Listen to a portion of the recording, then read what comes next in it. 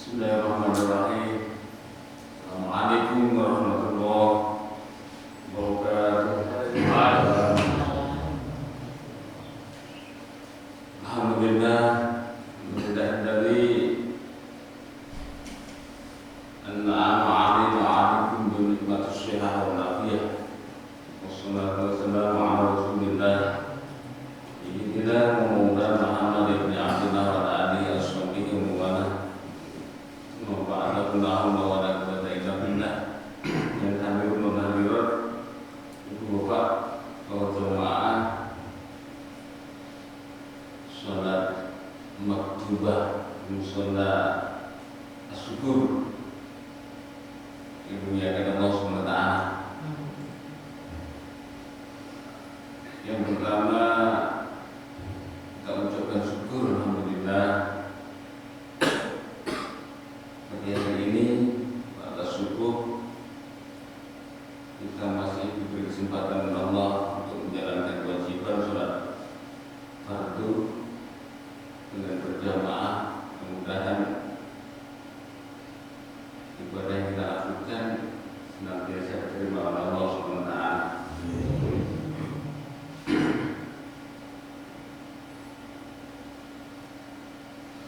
Yang kedua kalinya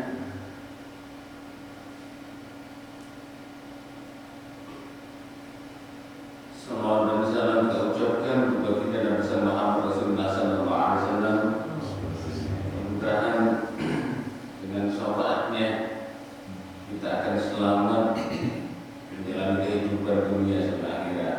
Amin ya rabbal alamin. Selanjutnya ngapunten, mohon izin juga ngajak panjenengan mendoakan saudara-saudara kita nih dalam masa pandemi ini, banyak yang kembali terpapar sakit, baik itu karena virus yang baru ini maupun atau yang lainnya, termasuk lingkungan kita. Kelemahan ini mungkin ada yang sakit atau secara umum wilayah Kelurahan Marosendo tentunya ada yang sakit juga. Kita doakan mudah-mudahan segera disembuhkan oleh Allah Subhanahu. Terus yang sehat ini, kalau panjenengan yang hadir ini, mudah terus dukung jagakan kasih Allah. Tentunya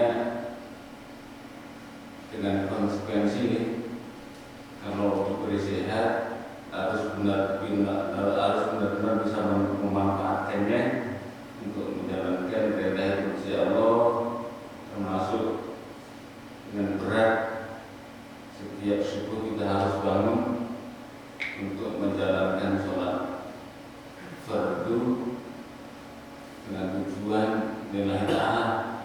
Mudah-mudahan saestu barokah pun sholat subuh yang selalu kita laksanakan jamaah ini akan membuahkan dan mendatangkan kemudahan serta ridhonya Allah Subhanahu wa taala. Kalau kemudahan itu jauh pun bahaya Abdul Hamid Pasuruan. Lakukan sholat subuh dengan berjamaah. Kalau dalam jangka waktu setengah tahun susahmu kok masih banyak dengan bahagiamu, cari aku dan tuntut aku. Artinya apa? Orang itu kalau sholat subuh selalu berjamaah, istiqomah, tidak terputus, apapun itu kesibukannya dan dimanapun pada saat itu dia bertempat, tetap bertahan untuk sholat subuh dengan berjamaah, maka dalam waktu minim setengah tahun kehidupannya akan berubah, baik secara ekonomi, secara keluarga, sosial di masyarakat, atau di tempat manapun dia bersosial. Setengah tahun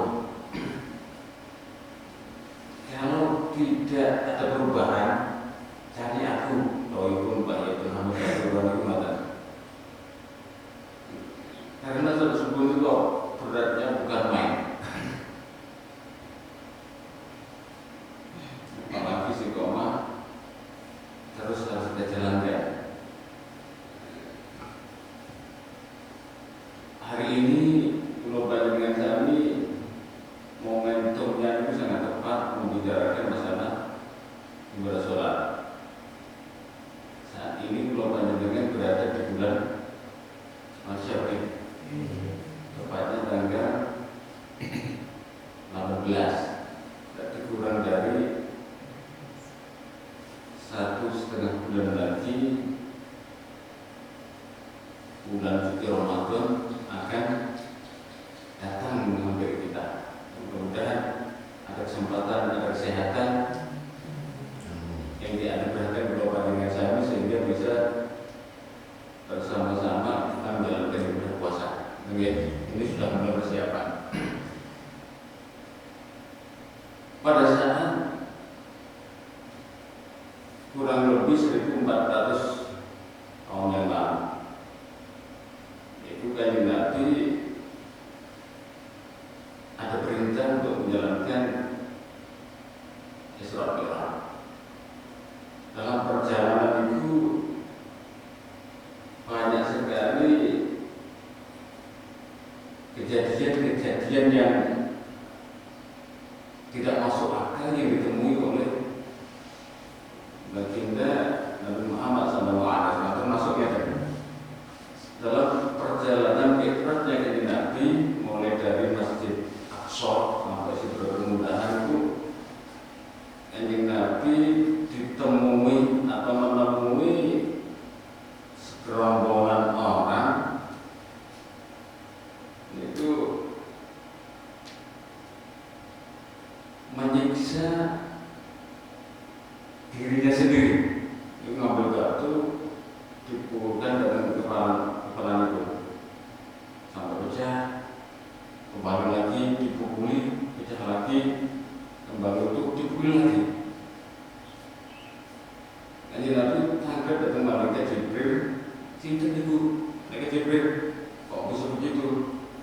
Malaikat Jibril menjawab, itu gambaran umatku Kanjeng Nabi yang dia berat kepala untuk menjalankan kewajiban sholat lima waktu. Ini hukuman untuk orang yang malas sholat lima waktu, apalagi meninggalkan sholat lima waktu, hukuman berat akan menantinya besok di kiamat. Di antara gambarannya memukuli kepalanya sendiri karena berat menjalankan ibadah sholat. Semampang ini mendekati bulan Ramadan, mungkin di antara kita dulu pernah meninggalkan sholat, dan banyak sekali sholat yang kita tinggalkan. Sekarang kita istilahnya belajar bertobat. Jadi ibadah sholat yang dulu pernah kita tinggalkan itu belum bisa terhapus selama belum kita qadha. Nah ini yang jadi pertanyaan, seperti apa dan bagaimana kita mengqadha sholat yang begitu banyaknya yang kemarin kita tinggalkan. Misalkan saya dari umur kecil sampai umur 15, 17, 20 enggak sholat. Baru setelah umur 20 saya kenal lingkungan yang sholat. Dari sejak usia balik, atau misalnya 15 tahun sampai ke 20 tahun, 5 tahun, mungkin sholat harus terbayar. Itu kalau itu 5 tahun.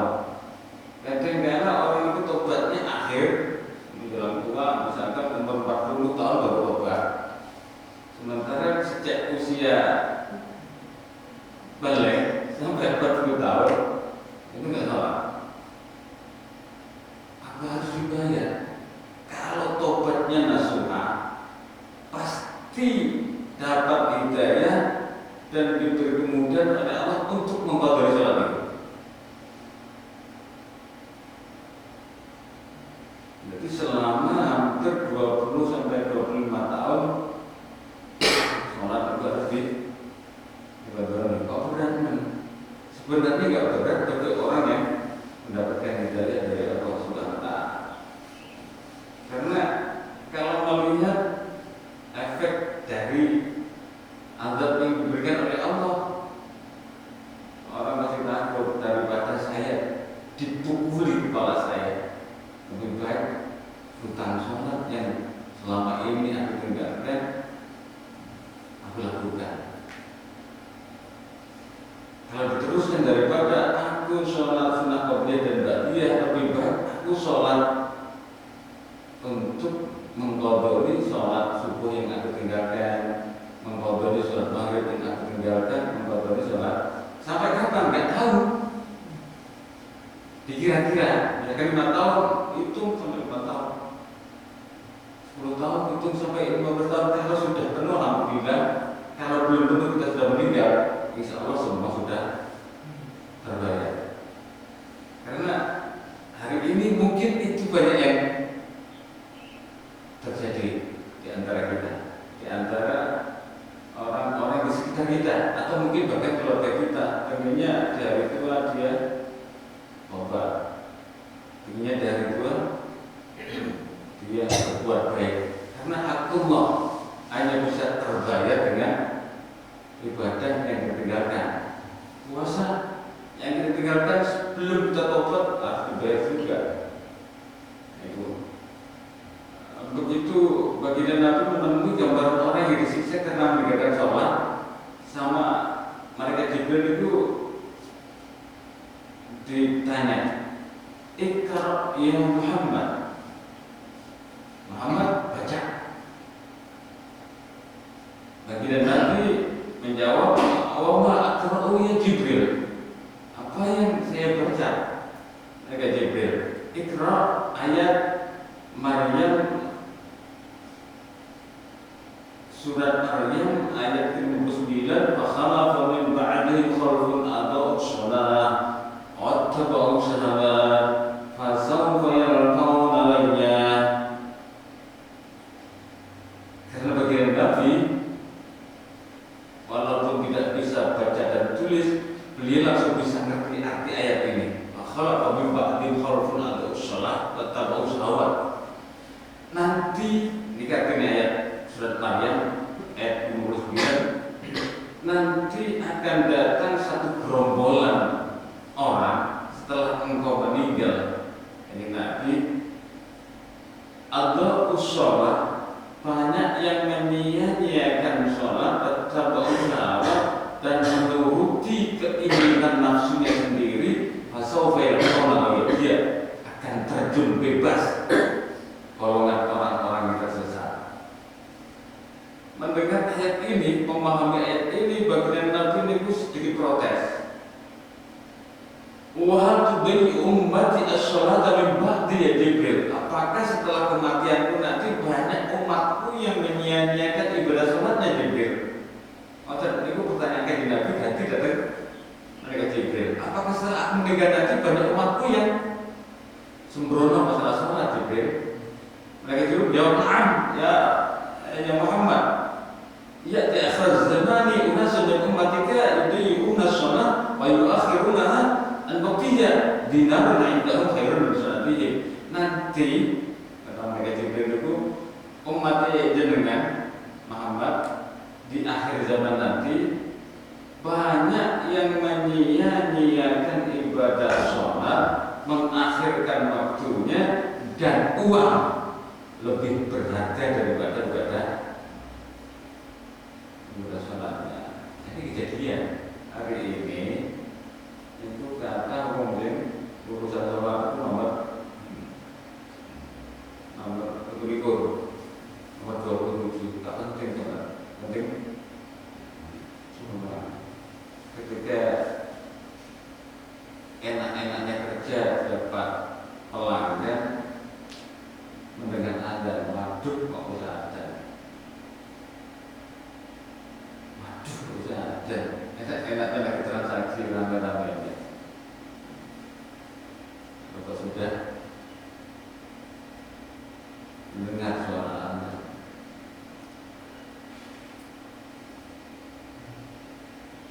mendengar azan tidak lagi semangat seperti orang-orang zaman dulu, tapi banyak yang mendengar azan, banyak juga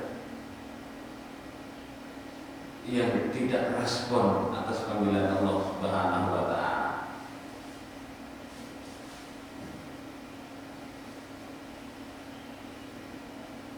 Orang yang hatinya terbuka, orang yang mendapatkan hidayah, apapun kesibukan, apapun itu kepentingan yang ada pada saat itu, lebih dipentingkan urusannya untuk menjawab panggilan Allah Subhanahu wa taala. Mungkin pernah saya sampaikan,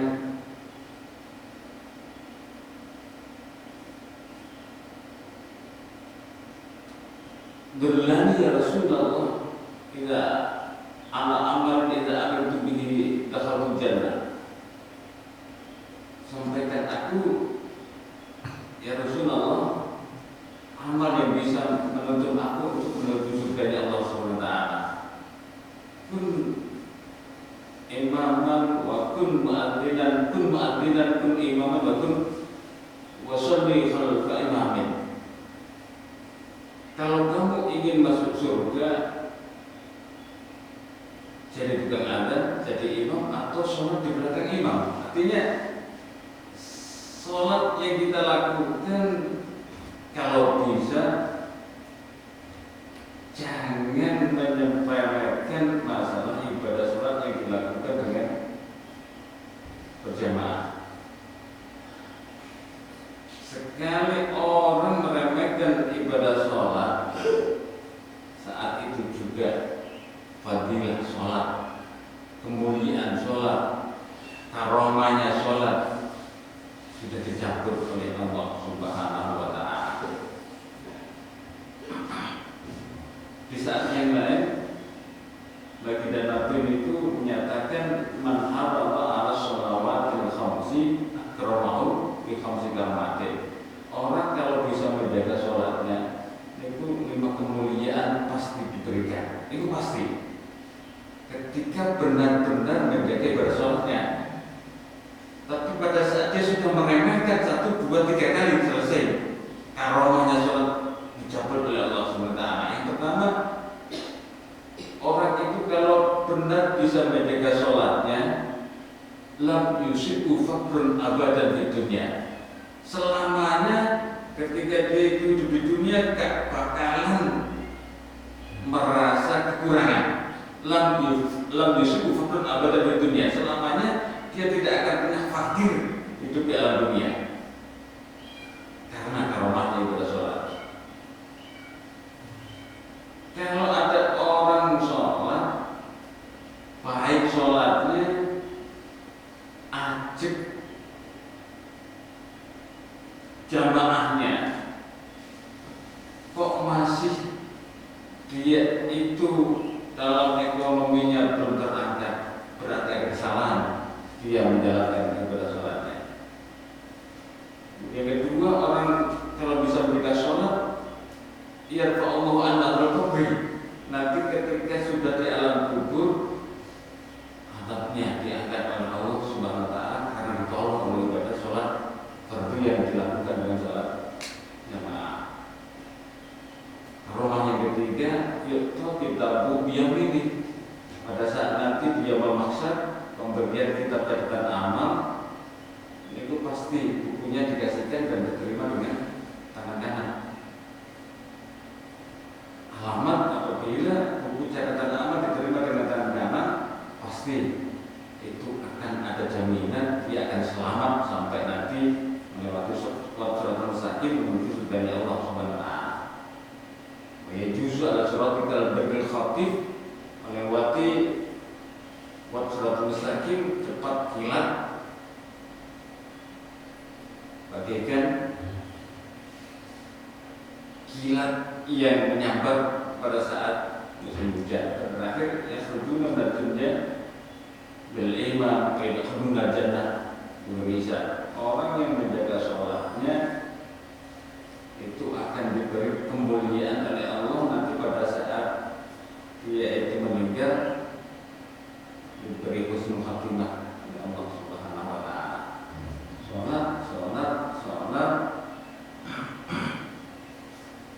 dipertahankan untuk dilakukan dengan berjamaah. Karena sholat dengan jamaah itu apapun bentuk dan wujud sholat yang dilakukan pasti pahalanya diterima oleh Allah Subhanahu wa taala. Wa aqimus sholat inna sholata tanha 'anil fahsya'i wal munkar. Tegakkan sholat karena sholat yang baik akan mempengaruhi sifat dan karakter seseorang, akan bisa mencegah perbuatan keji dan munkar karena sholatnya baik. Termasuk usaha untuk sholat yang baik itu yang pertama ini berjamaah. Kalaupun tidak bisa sholat jamaah, ada penyempurna sholat, yaitu ibadah sholat qabliyah dan ba'diyah. Dua usaha ini bila kita lakukan dengan maksimal, insya Allah akan merubah kehidupan kita untuk lebih bahagia. Sholat jamaah, kemudian kalau tertinggal sholat jamaah disempurnakan dengan ibadah sholat qabliyah dan ba'diyah. Kalau kelasnya khusyuk kita belum bisa.